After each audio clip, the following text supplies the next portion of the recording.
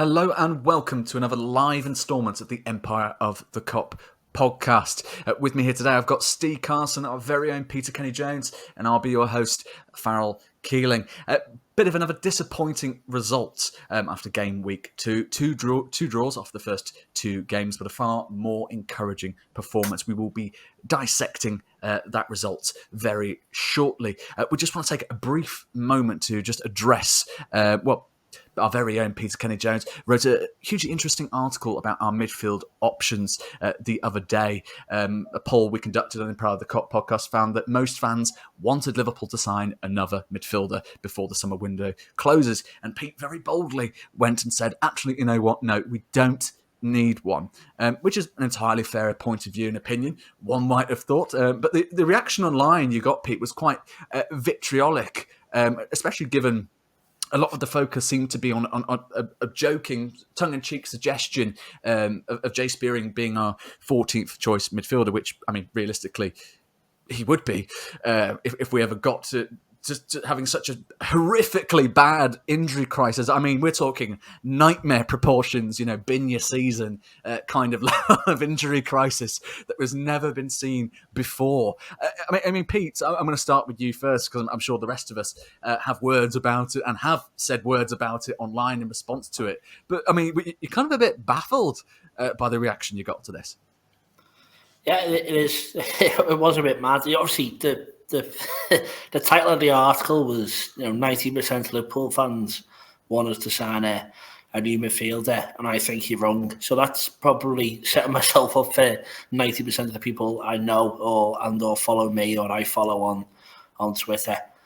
I'm disagreeing with you. So I did think I might get a few people speaking out, but it was a bit of a mad one. I think one sentence got taken out of context. I think it's had about 2,000 clicks or whatever it was on our Substack. But I've definitely had more people who haven't read it who hate me and want me to die because of not reading the article because someone takes one sentence out of it, which I'm sure us today know and anyone else who's in a similar game, that is what it is. People don't read it and kick off. But you know what? It was a bit overwhelming for me. I had a day and a half, 2 days of abuse, getting called words you don't want to be called online constantly. And I found each one funny, but I did say to my mate that when asking, it did get a bit overwhelming, and it wasn't something I particularly enjoyed, and it has put me off wanting to say stuff. But at the same time, you can understand why people like the Piers Morgans of the world just go and say something to wind people up. And I wasn't. I genuinely believe we don't need to sign a midfielder. We've got enough quality. And apparently that's enough for me to be hung, drawn and quartered, literally, and castrated on the cop end. I was one of the comments I got.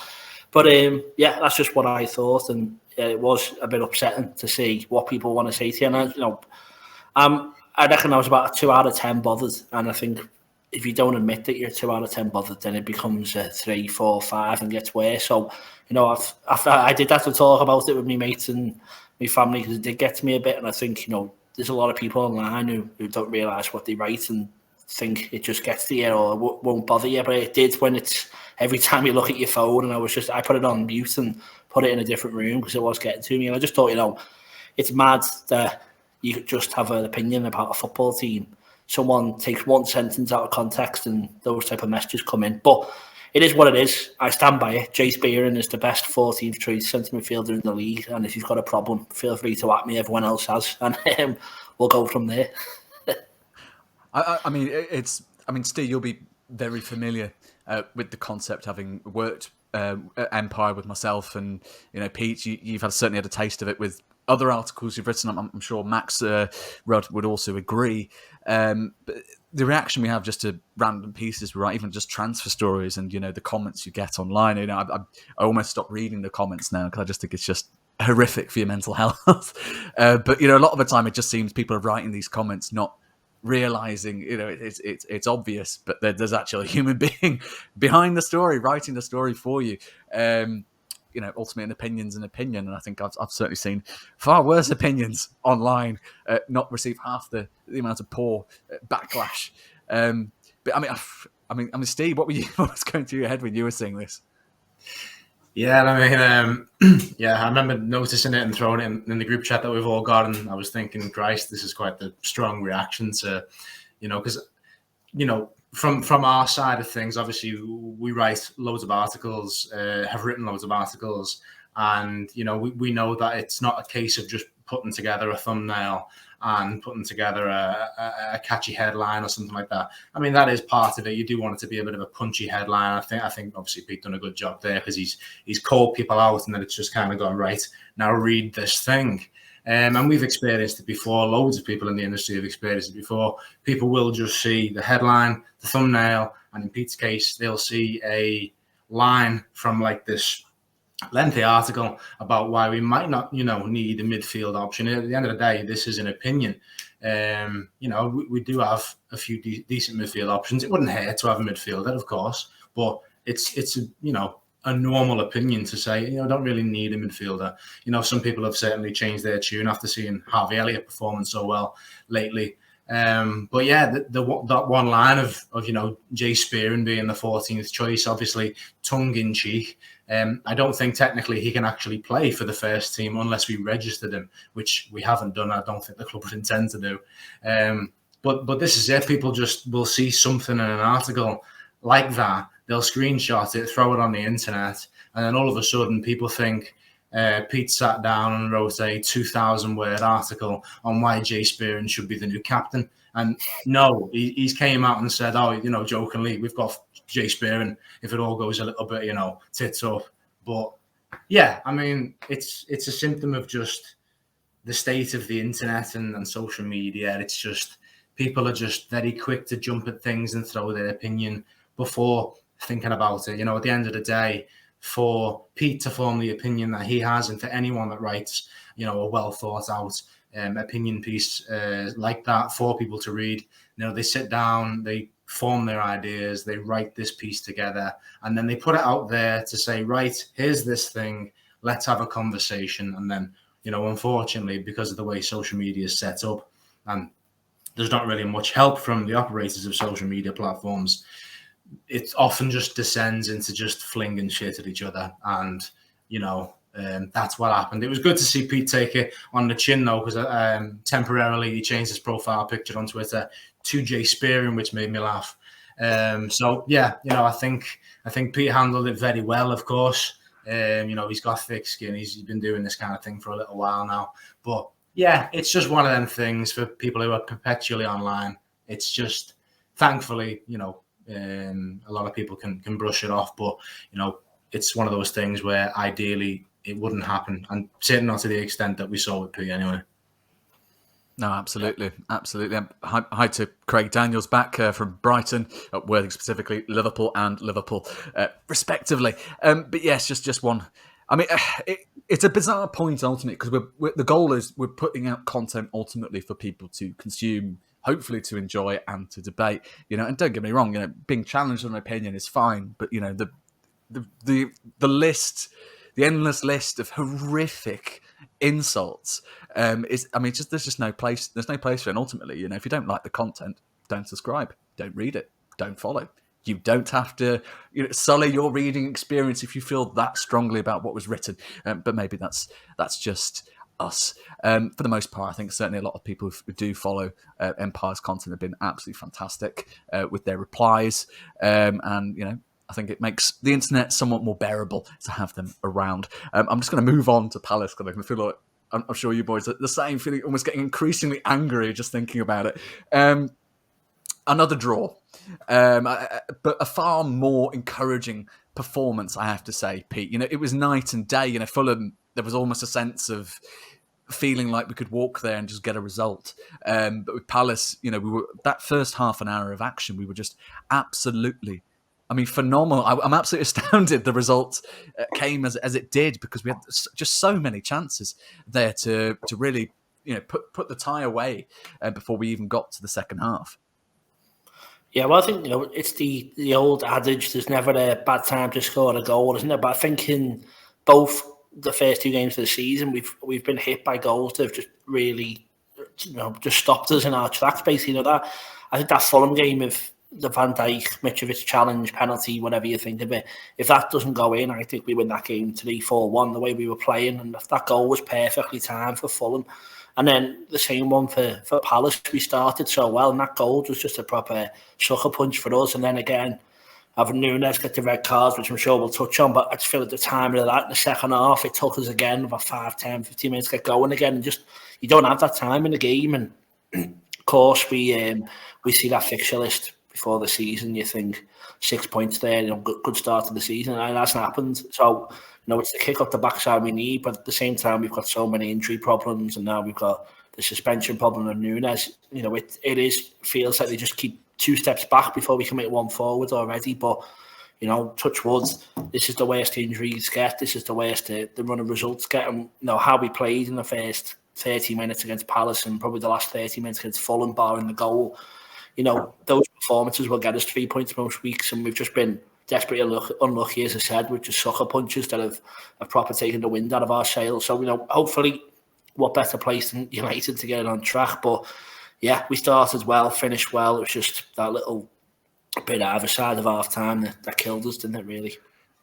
I mean, you mentioned Nunez. Let's just dive straight into the red card. I think we can all agree it was pretty much deserved. It's just such a shame it was Tierney to do the sending off. You almost sort of got a sense that he was like, oh yes, brilliant, finally a chance to just send off a Liverpool player without any sort of backlash. But I mean, Steve, I think that surprised me. You think that he's obviously coming from the Uruguayan leagues, and he must have put up with far worse than the taunting he received from Joachim Andersen.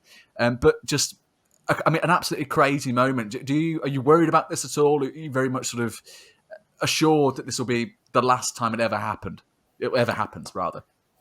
I don't think it's one of them things where it's like ingrained in his nature or anything like that. I think it is just, it's just one of those things that's happened. He's a young lad. He's in a new, completely new environment, and he's still adjusting, and heat of the moment and all that. These things happen. I mean, not to sort of take any blame away from Darwin, I do think it is a red card. He should have got sent off for it because of the way he reacted. At the end of the day, elite footballers just brushed it off. But again, he is young, new atmosphere for him, all that. I do think Anderson did make the most of it. In the moment, I thought, oh God, he's gone for it there. That looks terrible. And then obviously just watch the rest of the game and then so on and so forth. But then I've seen replays since, and to be honest, it just looks like Darwin goes to square up to Anderson, and just the way it sort of happens, it kind of looks like he's headbutted him as well. I don't really know what the intention is, but to me, I think he's just gone to square up, which again, he shouldn't have done anyway. So, deserved red card, slap on the wrist for him. Nobody is going to be, more disappointed in him than himself, and also Jurgen Klopp. No doubt in my mind, he'll have sat down with Klopp and they'll have, ironed these things out. Obviously, he's already came out on social media to apologise to the fans, which, he doesn't really need to do, but it's a nice gesture. It shows that, there's a good lad in there, and, he's a quality player. And there's, potentially his ego might have been a little bit massaged by scoring, for the 4 goals in one game in pre-season. And, he started off pretty well, and he might just feel a bit untouchable. Again, he's a young lad. These things can happen. At least he's made, you said this on Twitter, actually, Farrell, at least he's made the mistake now than toward the end of the season, because if we had 3 games to go and he got himself a red card and we were without our main striker, who hopefully by the end of the season, will have been a good number of goals, that could have been massive for us. But at the minute, we're still trying to find our feet. There's going to be loads of twists and turns in this season with the Winter World Cup.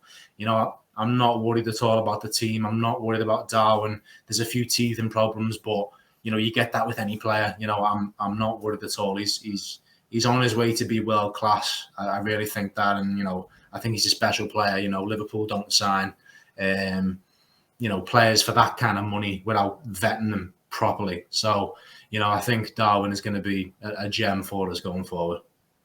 No, absolutely. I think obviously, like we've all said, we'd rather this hadn't happened at all. It's a lesson he'll have to take on board, because you kind of think going forward, every single Premier League manager is going to be going, get in his head, see what you can get out of him, get in his head, and obviously it's going to be on him to kind of shrug that off and prove everyone wrong. But again, as you mentioned, it would be far better just to have this happen now, if it's going to happen, rather than, with the margins we're looking at generally in terms of how the Premier League has been decided. You want your ideally your top striker available for your last stretch of games. So hopefully a lesson well learned and quickly learned by the time he comes back. There's a few sort of selection conundrums, of course, Klopp's going to have as a result. Now, we know Bobby Firmino will be back available for the clash at Old Trafford. That comes from Neil Jones at goal. So that sorts one sort of big sort of absence there in the centre-forward role. But we'll come to that shortly, because obviously we also want to kind of talk about Fabinho's form and what that means potentially for how Klopp lines up for the visit to Manchester. But recently we've heard reports, of course, about Naby Keita's contract. Varying reports, it has to be said. Sky Germany, specifically Florian Plettenberg, apologies if I butchered that pronunciation, I said that Keita's somewhat unhappy with the situation at Liverpool, and that contract talks have come to a grounding halt, which does raise certain questions about how Liverpool react so close to the end of the window. There's suspicions have been certainly supplied by Neil Jones again that Liverpool will not sell at this stage of the window, Pete, which is certainly well advised, you'd have to say, given, the club have sort of struggled to bring in the kind of quality additions. Aurelien Tchouameni has gone to Real Madrid. Jude Bellingham, there have been inquiries, but he's just not going to move this summer. Understandably, Dortmund have sold Erling Haaland. We'd be absolutely insane. I mean, we posed this as a poll again, the dodgy poll on Empire the podcast about whether fans would be prepared to see Keita go. I kind of put that up assuming, well, no. If fans want us to bring in a midfielder, surely seeing one go out the exit door wouldn't match up with that logic. But obviously, the opposite was true, much to my surprise. But where do you stand on all that? Yeah, well, I think it's against our style, isn't it, to be chasing our tails at this time of the season and in the transfer window in general. Really, I think this decision about midfielder was made probably April time. Outside of any of our knowledge, James Milner's contract was getting negotiated. There was a decision for Oxlade-Chamberlain to stay. Keita looked like they were trying to offer him a contract. That was the decision made. It would have been easier this summer to say, buy to Milner, try and sell Chamberlain, try and sell Keita. They've obviously made a decision. We keep two and let Oxlade-Chamberlain go. We're not going to now, turn back. It does seem strange that there hasn't been a contract signed. Of course, you never know what's going on, but if we believe it, the Keita maybe isn't keen. It's the choice then, do you sell and get someone in? It's all a bit last minute, isn't it? And Klopp's always said, we don't need a midfielder, we need the midfielder, and we haven't found the one we want. Or, we all hope or pray or think at least that it's Jude Bellingham, but we don't know what the decision is. That midfielder that we want isn't available right now. You don't let another one go, as you said in that poll. Everyone's desperate to get another midfielder in. Why would we let go of Naby Keita now with several weeks to go without a clear target in line? We're not going to get Jude Bellingham again if he is the man, but it looks like it. So what is the point? Why would you let him go? I'm happy for him to stay. I don't. Obviously, we don't know personally what he's like, but I don't think he's the type of player who's going to spit his dummy out and he's going to play and he'll give us 100%. And maybe we give him a new contract in January. Maybe we sell him then, or maybe he goes in the summer. But I do think this summer is going to be next summer is going to be when the midfield transfers happen, not right now with, we're talking days left of this window. I mean, you're speaking about the contract, again, according to Goal, it's a 4-year contract the club wants to offer Naby Keita, who's 27 years old. We take him to 31. It's a pretty reasonable age for a midfielder, especially if you look at sort of a lot of the elite midfielders in that sort of age group. You think peak years pretty much covers that. It's an ideal contract, and obviously he did prove to a certain extent last year that he is capable of delivering quality seasons if he can manage his injuries and build on consistency. So there is that possibility to consider. Now, Steve, some of the reaction online has been, unsurprisingly, vitriolic in some quarters around Naby Keita and his future in Liverpool. Now, the thing is, obviously, and rightly, injuries have been brought up. Consistency prior to the last campaign has been brought up. But you're looking at a player that is, I'd argue, fundamentally difficult to replace in terms of if you're looking at the sort of the left side of the midfield, you're thinking Curtis Jones, Thiago Alcantara, and Naby Keita are your sort of bolt-ons for that specific role. Now you're looking sort of. I mean, we had a discussion about this on our group chat about Thiago specifically, and obviously he is in that very much in that elite bracket of midfielders. Very few that are comparable to his quality, but the drop off from Thiago to Keita is less significant than the drop off to Curtis Jones. As much as we all agree, I think that Curtis does have bags of potential that we can potentially unearth. Whilst that would then obviously lend more time for Curtis Jones to develop, get in minutes, given Thiago's own injury record.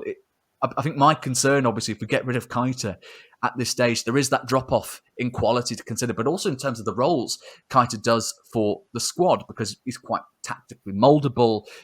He's brilliant in terms of progressing the play, his ball carrying, amongst another range of skills. Obviously, is pressing in the final third. There's a lot that he does for the club that isn't necessarily highlighted in terms of, raw goals and assists, as it were. But, as we're very familiar with in terms of a Liverpool midfield, the modus sort of operandi isn't sort of goals and assists mainly, isn't it? It's, his role that he had at Leipzig during his days in the Bundesliga isn't quite the same. And I think a lot of fans are certainly very much living in the past and living in the old reality of the highlights reels that we all sort of soaked in during his Bundesliga days. Yeah, I mean, first things first is that Pete spoke there for nearly 2 minutes and didn't mention that Jay Spearing could play for Liverpool. So I don't know what's going on there. I mean, Twitter told me that he wanted him on the bench. So I mean, I don't know what Pete's on about there, I've got to say. But but moving on from the chat about Jay Spearing playing for Liverpool in 2022. The thing about Naby Keita is like you say, if we were to get rid of him, that drop off to our options is just it is a bit of a jump. Like, with all due respect to Curtis Jones and Harvey Elliott, fantastic young players, but there is that significant drop, and it's painful to compare ourselves to Manchester City, but we have to, because that's the level that we're playing at. Their bench is vastly superior, and we all know why their bench is vastly superior. But that drop off that we've got, if Keita was to leave, it is significant. There's absolutely no chance that Keita would still be at Liverpool if he was not a world-class footballer, and that's exactly what he is. On his day, he's a world-class footballer.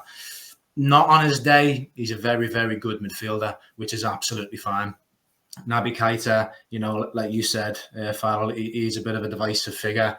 I think people are expecting him to cut. Don't forget, he's wearing that iconic number 8 shirt, which does carry a little bit of weight. I think some people are expecting him to just come in and play a bit like Gerrard, which was a bit more of his role at Leipzig. He would be that explosive player from midfield. But for Liverpool, he's a bit more of a tricky player in the middle of the park that recycles possession, and he's very good at doing it. The talk over in Germany about Keita is upset and wants to leave. If that's true, then fair enough.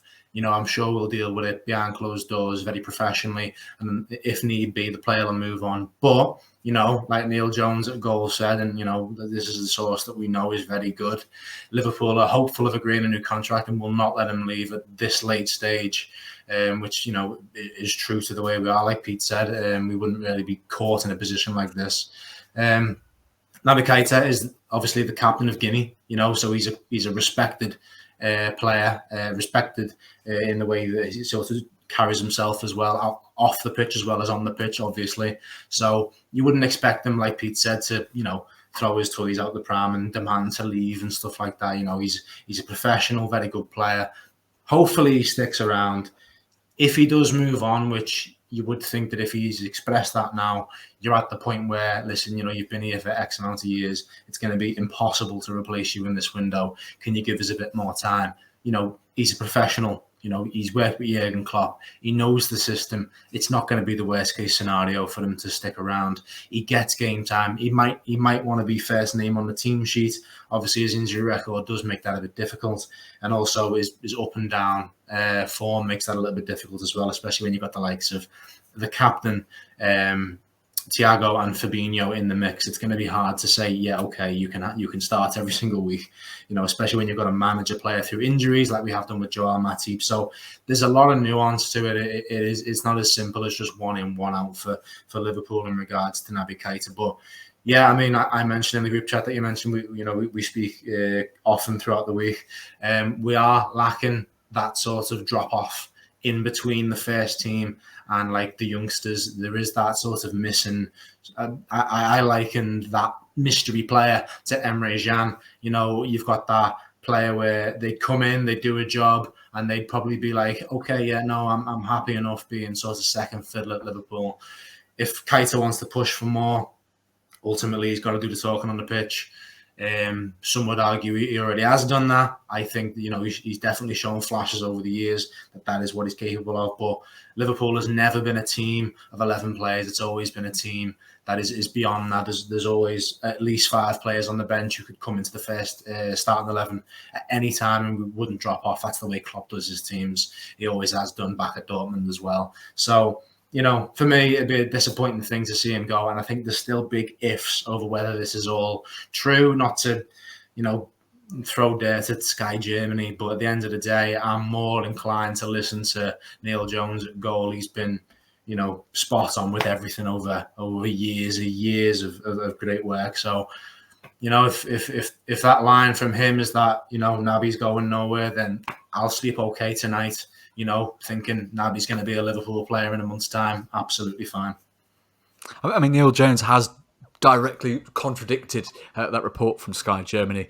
He did come out and say, well, the relations between Liverpool and Naby's agency remains pretty solid. And obviously there were face-to-face talks earlier in the month in Mallorca as to how well they went. We can only speculate. But if the relations are still strong, I think we'd have to assume that there's still a possibility at the least of a contract extension being agreed before the next summer window, or at the very least you'd have to think we'll follow the blueprint in terms of handling expiring contracts as we have previously with Emre Can, as we have previously with Jorginho Wijnaldum. We'll take their last year and then bid them a heartfelt farewell, I think, after their contributions. And I think if Keita does go at the end of the next season, it'd be this season, beg your pardon, it will be a massive, massive shame, especially if he does replicate his form from the last term. But we'll see how that all fares. It's very difficult to sort of move away from Liverpool and still enjoy the same level of success. The grass is not always greener on the other side. That goes for the vast majority of players that have left Liverpool under the Jurgen Klopp era. But moving on, of course, we've got another big game to look forward to, and that is, of course, against Manchester United at Old Trafford next Monday. Now, the big question mark, of course, over the tie is how Jurgen Klopp will set up, because the reality is we can probably not expect the same level of domination at Old Trafford as we enjoyed last season. I mean, obviously, collectively, I think we scored 9 goals without reply across the home and away fixtures. United's form is a bit dismal. There's the 4-0 defeats to Brentford to consider. But, you think, generally speaking, United will up their game against Liverpool, and we'll see a far more aggressive display on their home turf. I just want to touch on something quickly, Pete, because obviously beyond Nunez's suspension, which will take him for 3 games, including the Old Trafford visit, we have to also consider Fabinho's form. He looks like a player still trying to play himself into form. He's been far from his sparkling best in that holding role, which obviously bears a lot of significance for Liverpool's midfield, as well as the back line, which he shields. Do we need to seriously consider potentially changing our operator there? Henderson has some experience and has performed arguably better in the number 6 role compared to the number 8 role of late. I know it's quite controversial, of course, because on his day, Fabinho is arguably incomparable to other holding midfielders on the planet. There are arguments, of course, to be made for the likes of Manchester City's Rodri, but it's a very elite bracket he's in at least. But the form isn't quite there.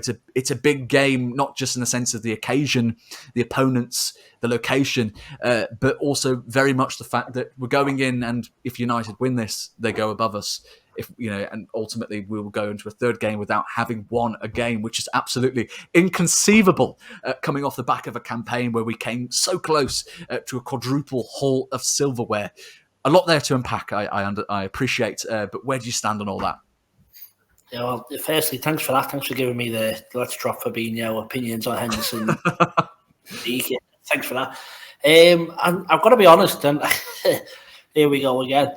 I came out the match on Monday and I said to me dad, who were listing good players, I thought Fabinho played quite well, and I've seen the backlash and I've saw obviously a few of his stats, but bear in mind that when Nunez went off, not long after, Klopp went for two in midfield, and Fabinho's playing a two-man against three men around him, decent team. I looked at it at one point, and I'm not sure if it's picked up the telly or not, but he had his arms on his legs and he's breathing heavily. He put so much effort in the other day, and I just think he had a massive job ahead of him. It hasn't gone the way we wanted the last few games, but there's no question at all for me. Fabinho, I think, is the one midfielder we can all agree on. But I think people are just picking the next player that we all need to start hating.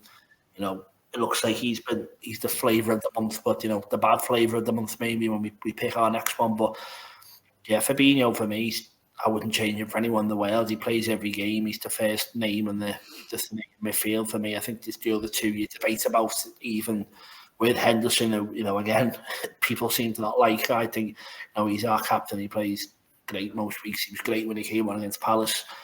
And we've got Thiago, and they're all hard, but I just think Fabinho's the best midfielder we've got quite comfortably. And he plays every game for me, no matter what. If he has to play through it, possibly. But, against United, you don't change that up at all. You play him in there. And I'd never be upset to see Henderson fill in, but I'd only want it to be in terms of fitness or injury, because Fabinho's that good. And don't start saying that if we don't win, United go above us. Don't put that one on me. But a draw's fine, and the unbeaten season's on. And the win, we kick-started. Don't worry, we're still invincible. 2 games in.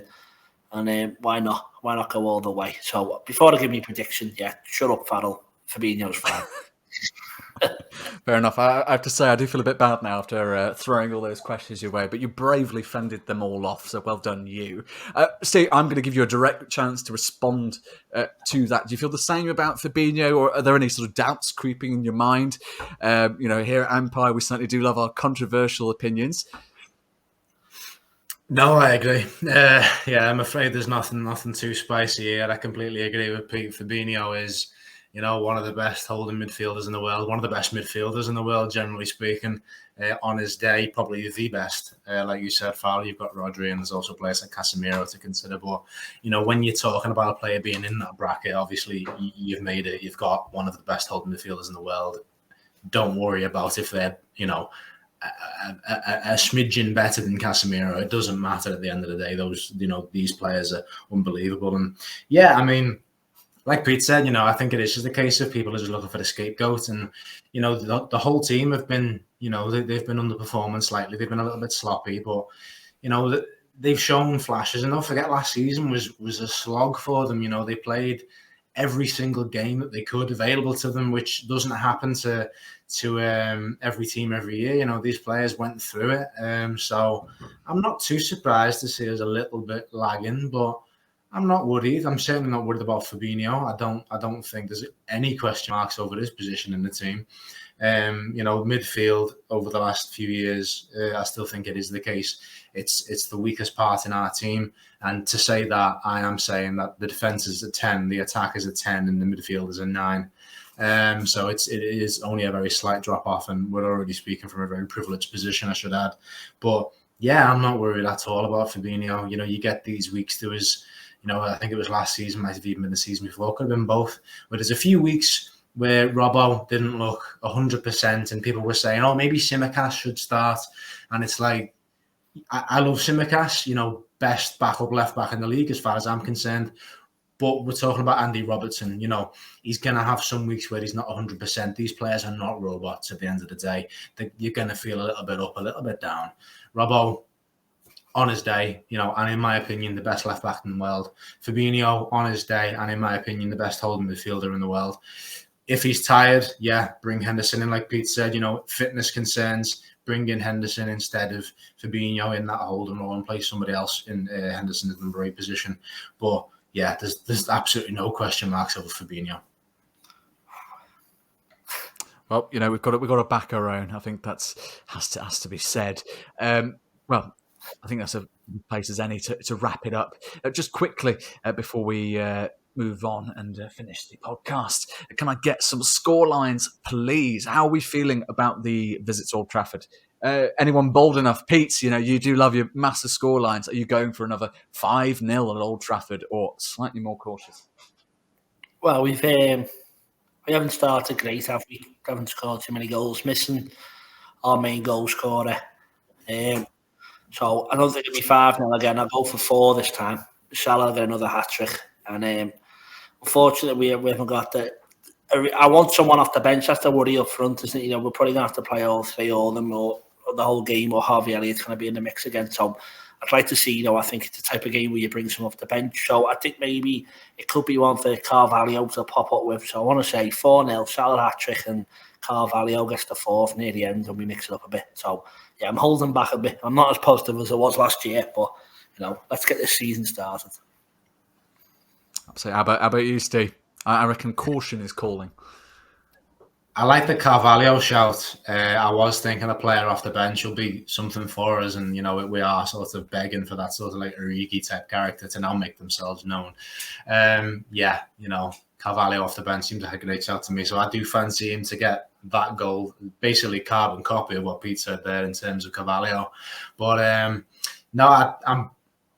if you're United at the end of the day, looking at Liverpool, how do you avoid defeat is the way that I think they're going to approach it. And I can see them, even though, Ten Hag likes to play that sort of attractive football, I think he's going to be extremely defensive and he's going to try and get sort of something on the break. I mean, Zaha is a prime example. I could see Ronaldo doing a carbon copy of that through, and then Ronaldo's off one-on-one with Alisson. I could see something like that going down and it'll all be about him. But I fancy us to win the game 3-1. I'm going to say 3-1.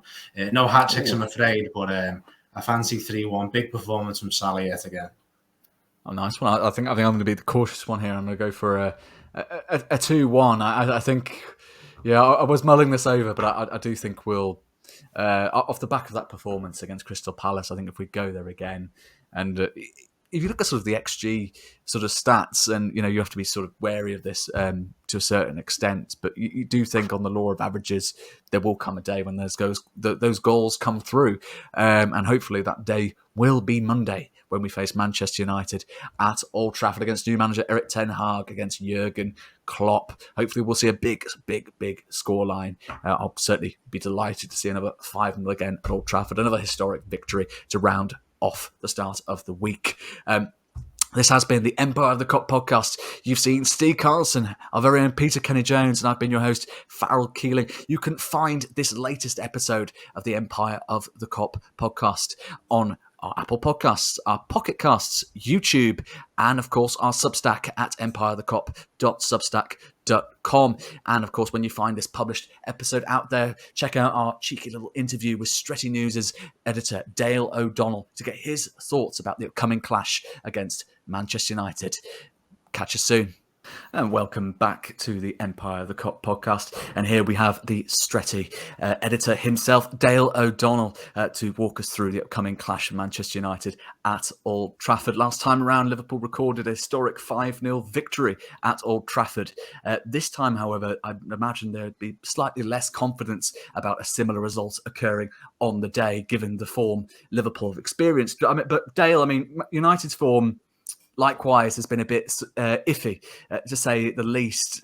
What have you sort of made so far of United's start under Erik Ten Hag?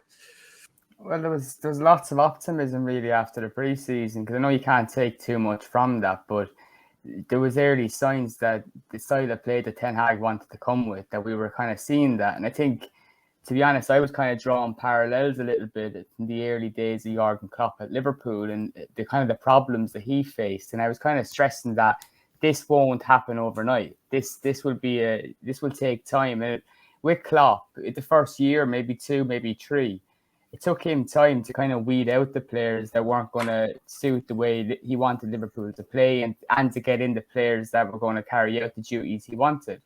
And you're going to get that with United if they stick with Ten Hag. But I think since the season started, I've been really disappointed. I think the mood has been absolutely flattened by the return of Cristiano Ronaldo, if I'm honest, which has really left me disappointed. And I think you can see that on the pitch, the players just look dumbfounded. Whereas a few weeks ago in pre-season, it was clear they knew what they were trying to do. But all of a sudden, with Ronaldo back on the pitch, I think he's after flattening the mood, to be honest. Yeah, and just getting into the form of certain players on the pitch, actually. Obviously, Harry Maguire's a big talking point, but there's been times as well where David De Gea has been in a similar sort of conversation and, lacking confidence, that kind of thing. And this is the right time to do it after, obviously, the dire performance against Brentford. Looking at David De Gea and looking at Harry Maguire, do you think there might be a lack of confidence from their teammates in those two players? I think that's pretty evident to see. I think in De Gea, that was actually first drawn to my attention back in the 2018 World Cup with Spain. I thought it was fairly clear that the defence in front of him just were not one bit confident in him. And you're starting to see that since then really kind of happen at United. This team has been asked now to play out from the back. And it's interesting you pointed out those two players, because with De Gea, it's very difficult to play out from the back. You'll see Liverpool on Monday night. They'll do what every other team does against us. We're probably the easiest team to play against in the league, sadly. But what teams do is they press us really high. They try and stop us from playing out from the back, knowing that there's always a mistake in De Gea. And it's quite easy to win the ball back. That's a huge problem. With De Gea also, he's never quite brave on his line. Coming off his line from corners, that's always been an issue. And it's quite interesting that this is a goalkeeper who I argued, and I don't think you can dispute it, that a few years ago he was the best goalkeeper in the world. But it's savage to think that, because his overall game is lacking in so many departments. He's a fantastic shot stopper. But is that enough to make you the best goalkeeper in the world? It's not nowadays. It certainly isn't nowadays. You need a lot more in your locker. And I think he has been a great servant to Manchester United, a great goalkeeper. But I think right now, with what's been asked to the team, he's a problem. And I actually reckon you're going to see something similar to happen with City and Joe Hart, Guardiola. He'll push him out eventually, I think. But with Maguire as well, just to touch on him, look, he's a player that I went in really heavy on last season with our coverage and Stretty News, and I kind of weaned it back a small bit, because I'm not sure if you probably don't notice this now with the Empire of the Cop, because Liverpool are doing fantastic in recent years. But when people online start picking on a player that isn't playing well, it gets to a stage where it becomes a bit like a witch hunt, and you're starting to think that what I'm putting out there, is that any benefit to these players that we're trying to support? And Harry Maguire, I think, really falls under that category, because when he came to Manchester United, at first under Ollie, we were a counter-attacking team. Liverpool fans would probably joke about that, but this was a team that had to set up that way, and Harry Maguire was perfect for that kind of football. You could argue De Gea was perfect for that as well. And now, over time, Ollie tried to change that, and those flaws in Maguire's game became even more evident. So maybe he's not a defender that suits this team, but I do wean back a small bit on criticising him, because he is a very good defender. He can play out from the back. But when you're playing a high line, his lack of pace is detrimental. No, just I'll jump in quickly before Pete gets his question in. Just to return your point about Harry Maguire. I mean, we've had a similar sort of situation, I think, topically with Naby Keita. Obviously, there are fair criticisms, his injury record, a lack of consistency, but then you have to be fair and consider, well, the season he had, his last season he had with us was by far his best, and certainly the numbers back that up to a certain degree. So yeah, no, I completely agree. I think there are certain scapegoats, if you will, and I think on our side, Naby Keita is often the one targeted as a result. Yeah, just on that, because I'm not too sure what it's like with the whole Liverpool online community, but it's certainly the case with United that we have some, not all fan channels, just we have maybe one or two that that profit from this. and profit from picking on players and, really going extreme with some of their views. And it's something that I think is popping up with other fan bases. We've seen it with Arsenal, with other fan channels, and it's just so toxic. And I think as an editor of a Manchester United website, I think what I'm trying to do is to realise that we actually should be supporting these players, whether they're shit or not. What's the point in really jumping down their throats and adding to what you see on social media? It's just unnecessary. And I understand that people are making money from it, but it's just kind of a sellout approach, if you ask me, as a fan of a football club. I mean, there's a balance to it, though, isn't it? I think it's incumbent upon us to fairly, call a spade when we see it. But ultimately, at the end of the day, as you rightly pointed out, we are fan channels. Even though we are writing journalistically, we are serving the fan base. And realistically, the fan base should be serving the players for the most part. Because ultimately, we all want to see. I'm sure if you asked any sane United fan, you'd want to see Harry Maguire play well. Nobody wants a self-fulfilling prophecy. You want him to perform week in, week out, criticise when there is a bad performance. But realistically, you would absolutely love for Harry Maguire to be your starting centre-half week in, week out, year upon year under Eric Ten Hag, and completely turn people's perceptions of him around. Absolutely. I'll put my hands up and I say he's a terrible captain. Terrible Manchester United captain, but I have to say it as it is, absolutely. But the way you portray that message is really, really important. And the other side of it too is, as the fan network, we're all trying to kind of build connections and contacts, and that you have to show respect. There's a lot of journalists out there with mainstream media, and you look at their social media, and they don't show respect to these people at all. The footballers I look up to them, I always have. You know what I mean? It's they're people we've idolised since we're kids. Maybe we shouldn't, but that's being a football fan. Anyway, I've hogged enough of the question time. Over to you, Pete. Sorry. A quick question. My internet's killing me a bit here, sorry. Just the game, obviously, this weekend is at Old Trafford. I keep hearing a lot of stuff from Man United fans, and again, it might, you've said there's toxic people online. But what I want to know is, we keep hearing that it's falling apart, the ground. Speaking as an outsider, as much as I don't like Man United, is the ground that bad? And can you explain to us what the Glazers are doing wrong in terms of like the infrastructure around Man United and specifically Old Trafford? What's going wrong, basically, is what I'd like to know from someone from the inside. When the Glazers came in 2005, there was a lot of money put away to do up a section of the ground. And that money over the years went missing with the ground not being touched. And if you're going to the game on Monday night, if you look at it, this was a stadium back the early noughties that was considered the state-of-the-art football stadium in England, if not Europe. And you go across Europe now, or go across the Premier League or even lower divisions, it looks like something that hasn't been touched, like I said, in over 20 years. It's an absolute state. You can see there's pictures online this week of them doing a paint job, and just one guy with a roller. And he's got a big job at his hands. He's obviously being paid by the hour, and he's quite smart about it. But they've no interest in doing anything. There's a leak in one of the tiers, and it's been leaking for the past, I think, 3 to 4 seasons.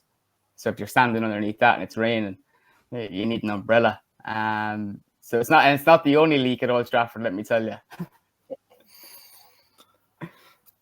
Just one last question before we call it a day ahead of the United clash, Dale. Bit of a sort of maybe slightly controversial one. Don't want to dig in the knife too deep here, but obviously there's been a lot of outcry from the fans against the Glazers for plenty of good reasons. Of course, we have our own sort of difficult experiences with American owners. But why is there such a strong sort of outcry from fans sort of clamouring for the Glazers to pull their wallet out? Obviously they have. I mean, you mentioned obviously that the stadium is sort of falling apart, but they've spent roughly $1 billion in over the space of a decade. No. Is it just how the money's spent more than anything else? They haven't spent a cent of their own money, and I don't expect them to do that. They don't have to do that at Manchester United, because we make our own money. We make enough money to be able to compete at the very top, and that's never been in question. I think that money has been restrained from the club. They've been taking out savage dividends every year. You know, look at last season; it was their worst season in Premier League history, and they're taking out this money. Like I said, I'm not expecting. We don't need a sugar daddy to come into Manchester United. It needs to be run properly. And for the past 17 years, we've had our pants absolutely pulled down. Because you look at United, and in this current model, what they're trying to do is get into that top four, to be in the Champions League until the Super League may come around the corner. That's what they're all pushing for, including your owners. So be wary of that. And I think Liverpool fans, I get onto it in a second, I think Liverpool fans should be a lot more wary of their owners than what they're showing on social media, because they're the very same kind of snakes as our ones. But with the Glazers, they pulled their pants down for years. United fans have been warning since way before 2005 about them, warned the government, warned the Premier League, the owners like this shouldn't be allowed into English football. And we've seen with the Todd Bowley thing at Chelsea that there was an anti-Glazer clause. So maybe they're eventually waking up to that now.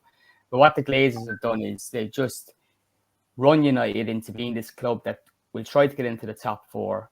When we are in the top four, they cut back on spending because I think that's enough. And we eventually fall back into the Europa League. And the difference this summer is they're not really spending like that. They haven't really backed a new manager. You know, net spend, I think right now is at 40 million or 50 million after signing Martinez. You know, they got 10 million or 12 million for Pereira. They signed Malacia for quite cheap. Ericsson came in on a free. This isn't really a club, is it, that looks to you guys that is going to be competing with you, Liverpool or Man City? There was quite a big gap last season. You know, and this is Manchester United we're talking about. They just hired a fantastic up-and-coming coach in Eric Ten Hag, who's got a wonderful CV and wants to play football the right way. The way in which they backed him is an absolute disgrace. And it leads to the way some of my coverage was with Ollie and the next manager who they'll bring in after they sack Ten Hag. It's an impossible job. And it was only ever achievable under the best manager we ever had. And there's none of them coming around anytime soon. No, absolutely. They're certainly in short supply at the moment. Dale, thank you so much again for coming on the Empire of the Cup podcast. Always a pleasure to have you on. It'll be very interested to see how the game pans out. Just quickly, if I had to push you for a scoreline, what are you suspecting at the minute? 1-1. 1-1. Yeah. Okay, interesting. All right. Well, we'll see if that comes true. Again, Dale, thank you very much. And just before you head off, you got any pluggables for us? Anything interesting happening at the moment, Stretty News you'd like to share? Yeah, well, if your listeners want to follow me, I won't give you the Stretty News Twitter. You might want to follow my account. I'll try not to put up any too many anti-Scouse tweets, but it's at O'Donnell Dale. And I'll try to give you a follow back if you can have the laugh. Absolutely. Lovely stuff. Thanks again. Nice one. Thank you.